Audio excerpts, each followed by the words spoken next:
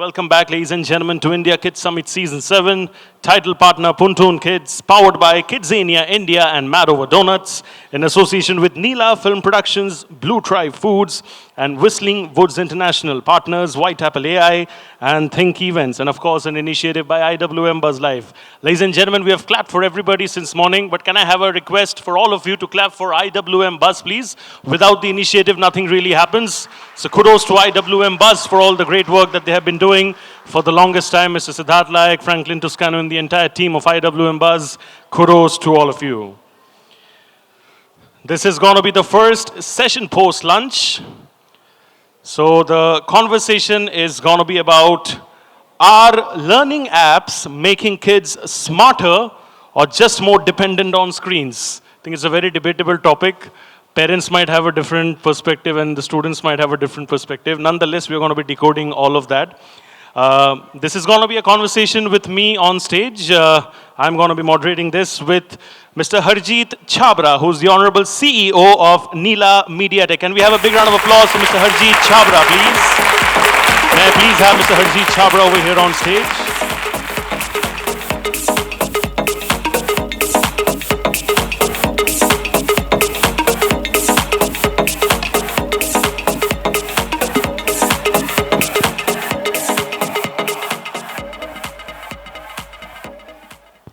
Hi everyone. All right, a different seat for a change. Was over there kind of hosting stuff, now sitting with you. Pleasure in itself, Harjeet ji. Thank you so much. Like I mentioned, the topic is going to be about, are learning apps making kids smarter or just more dependent on screens? So let me open up in a different way. I'll request for the timer to be set up so that I can also get an idea about the timing. Can we please check on the timer? Before we discuss, I think it's there's this popular game of Bachchan Ji, right? KBC, where we do an audience poll, right? So how about beginning with an audience poll, right? Go ahead. So everybody over here in the audience, either all of you have been students in some way or the other before, but majority of you might be parents. So I want to get a perspective. Who all feel over here that learning apps are actually making kids smarter in today's time? May I have a raise of hands, please?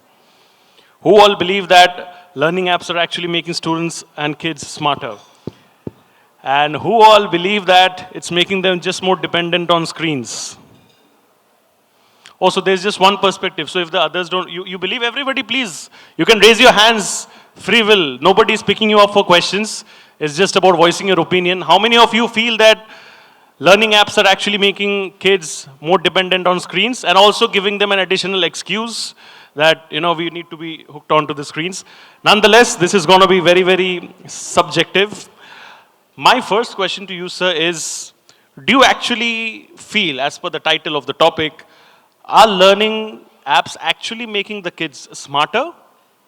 Or you feel that their learning has become smarter, the process of learning has become smarter, but the ability to process things like how we used to do with the traditional approach, that is simultaneously going down? What do you think? So I'll tell you, see, the idea is not to replace an existing educational format. We are not saying that you don't have to send your kid to school from tomorrow. I'll take care of it. No, that's not the idea. Second, I'm saying, you know, this debate of screen time, good, bad, that's not at the center of our product. If I say today, you look at our lives, everything has moved on screen. Ask me, I mean, today, whatever you don't know, you are able to know because you have a device that can give you that information. Now, you don't want to take that, it's on you. But I'm saying most of us end up taking that information from a screen. So whether it is learning, even as adult, I'm saying, whether it is education, whether it is entertainment, we look at a screen for everything today's time. Second, see, parents would know what they know. But today, if you want the kid to know beyond what is your source, it is either books, or there are teachers sitting in whatever part of the world wanting to share that with the kid. So today, I'm saying that debate of whether, what is it that the screen is offering, what are you doing on the screen, those are things we should debate. But I'm saying, is screen time good, bad? Yes, bad things on screen are bad time, and good things on screen are good time. Why should we just put everything in the same bucket and say screen time is good or bad? And today, honestly, YouTube is claiming 300, almost 130 hours of view time in a month per YouTube user. 130 hours of view time. And all of us are included in that when they do that average. So that's also screen time, I'm saying. And that's just YouTube. Netflix claims another 30, 40 hours of monthly view time. So the people are spending time on screen. I think what are we trying to do? I think what we are trying to tell the parent is that the kid is going to use some screen time and that I am not controlling, they are. I am saying I am giving you an option of one, giving him a healthier choice and I charge for it. So I am not giving it away free, so I can't make them over dependent. You pay to use me. Number one. Number two, the way we've built our product at least is that, when you do a kids app, generally parents don't know what the kid is doing. But when we built our app, we made sure that every interaction that the kid does is a data point, goes back to our AWS, it is turned back into a report, and the parent can actually track and see what my kid is doing, what is he learning, what are the reinforcement that is happening, where is he weak, what is it that I want the kid to learn. It's like Netflix tells you, you might want to watch this. In your own app, you can tell what you want your kid to play, and it will show up on his screen. So a lot of things where we are enabling parent to help the kid do better things on phone. I would like to put it that way. Absolutely. I think you're pretty right about the point where you say that you can't really put them in a box or a bucket, which kind of takes me to my next question. There's a term that we all hear, right? Edutainment, education and entertainment merged, right? Now, this term in itself has been coined maybe like a few years back, but I believe personally that it has always been there, just in a different way, right? Like if you remember during our school time, a lot of you might agree as well, we were referred documentaries or movies related to certain historical subjects, which would help us understand and learn things better, right? That was during those days. Now, of course, we have apps and a lot of other things, technology unfolding and taking new things. So what I want to understand is that while a lot of people feel that this concept of learning on screen is a new subject, I personally feel it's always been there, just that it is modified, right? Do you agree with what I say? I think, when it does not feel like you are learning and you're learning, that's the best. Whether you're learning while playing, learning while doing, we're always learning. And you're always a student, at whatever age you are. But I'm saying if learning does not feel like learning, that's the best that can happen. And it's always been there in different forms. Today we are also trying to do the same thing on screen. I want to understand the role of parents over here, which is very important. And at the same time, the educators who are actually in the business of imparting education and knowledge to the students. How do you see their roles evolving in this space? Because technology will always keep evolving, right? So how do they keep at pace with the changing times in order to ensure that the overall objective, which is child learning efficiently, that happens successfully? So I'll tell you, there's one thing which is taught in schools. Okay, we obviously try and reinforce that through our app. But what we are also trying to do for parents is, at times they feel that, somewhere India has such a rich culture that we are not able to teach those values or perhaps things that come from our history and culture to our kids. And I'm not talking of history in specific. For example, when kids are growing up today, how many of them really know what is a fufa, bua, who is your masi? A lot of them do perhaps, but in our app, we've made sure that we also have a family tree which is very Indian. We tell them that mummy ki behan hai, ye masi hai. And we make them learn those things. So I'm saying culturally also, because the kind of brand we are more on the parent side, where we are saying we will also bring in a lot of Indianness. We'll tell them things that matter to us in our society, in our, being Indian. So I think be more like on the parent side. We also have filters, alerts. We ask a few things which helps us filter what this kid can do. We reach out to the parent to tell the parent what are the kid not able to do. So somewhere involve them back. And as I said, at times, parents could also be challenged. Not just the kids. Parent might know only what they know. So we try and help them understand what the kid is good at. What is it that they could perhaps support him more on? And we are also learning. I think, it's in early days of our app.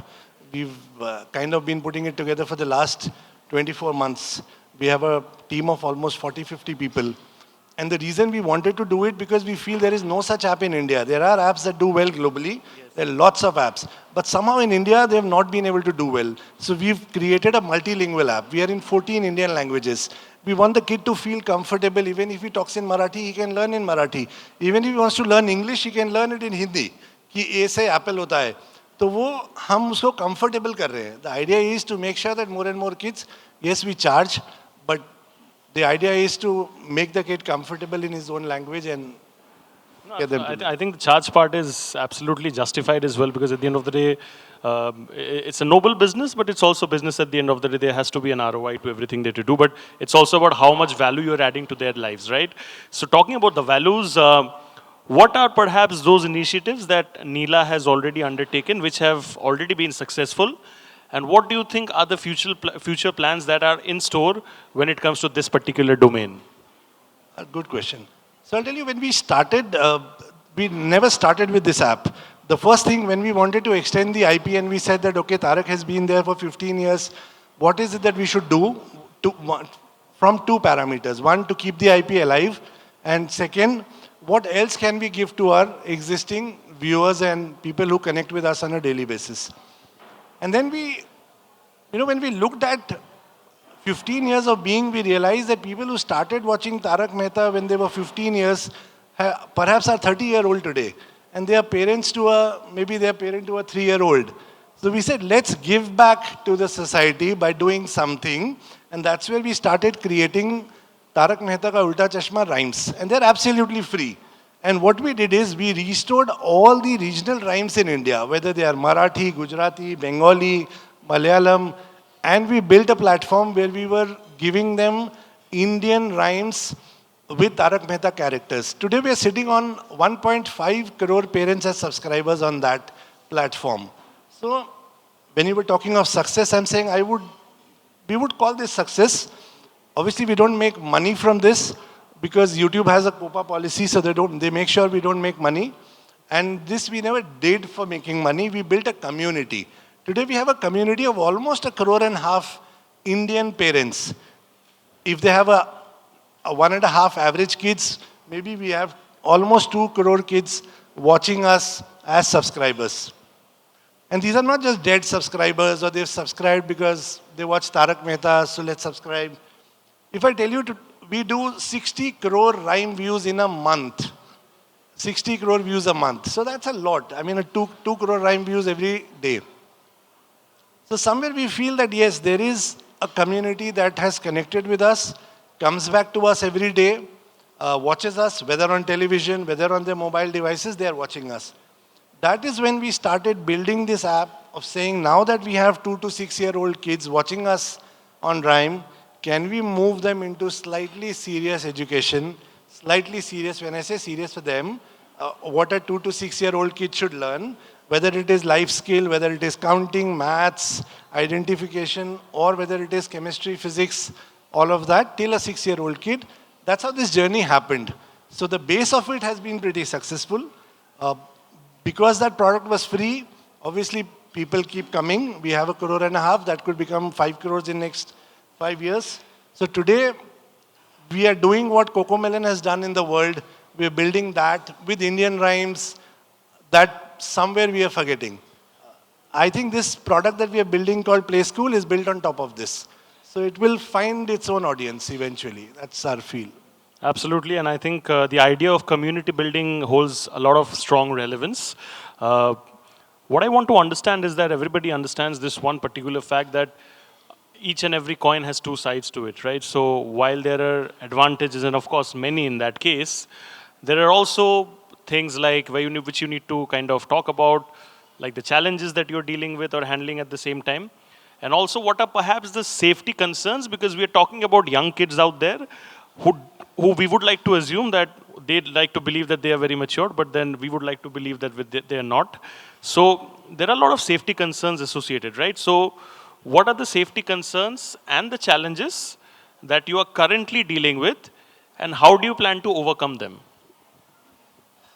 So there are no ads in the app, so you can be assured that your kid is not going to get exposed to anything else, Very important which point. is a foreign communication. Number one. Number two, Taarak Mehta as a brand has always been responsible. See, today 10 crore people watch us daily on a show.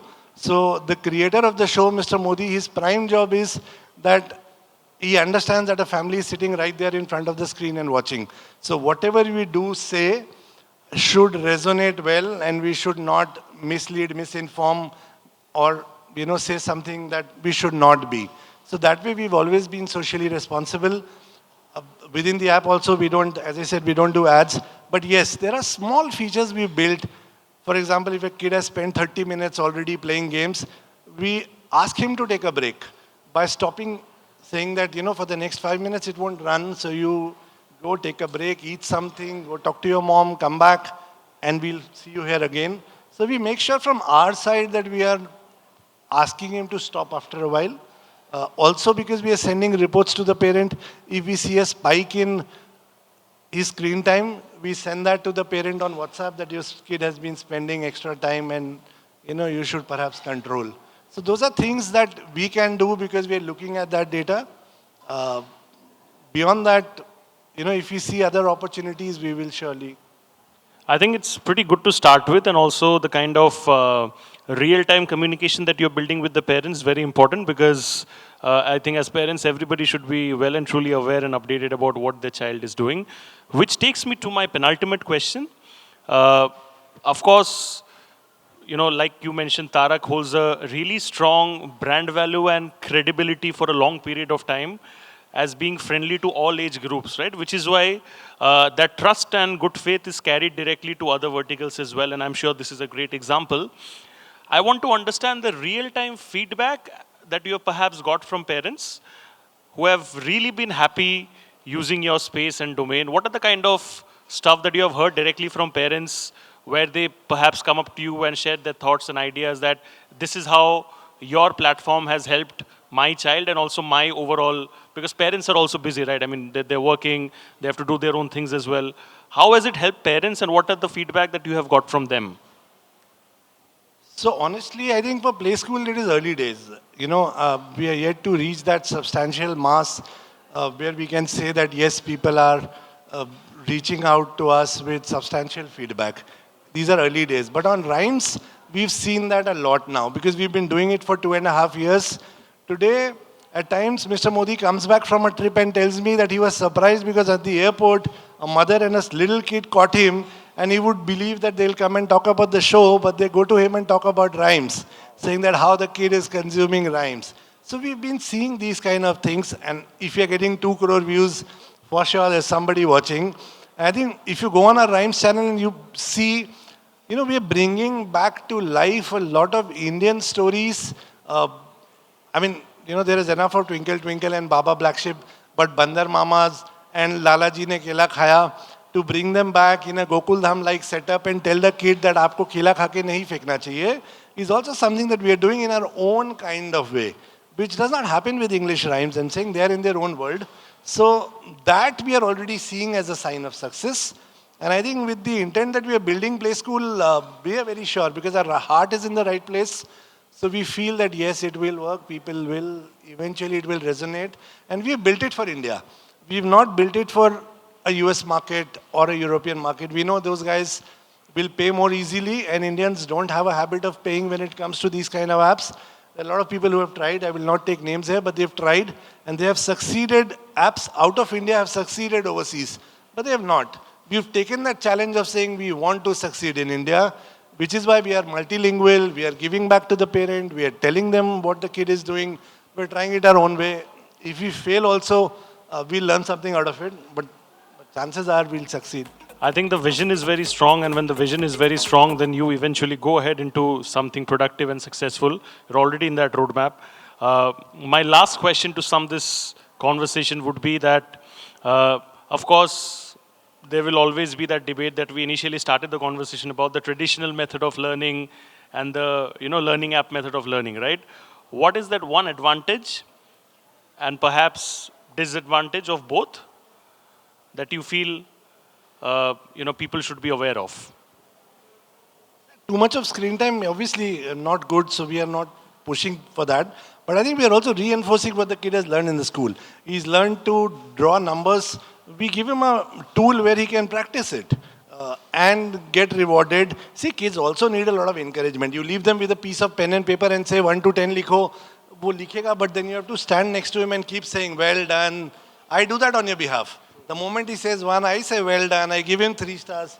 If you are doing that as a parent, great, please keep doing. But if you are not able to give that quality time to your kid, I am just a tool that is helping you also do that.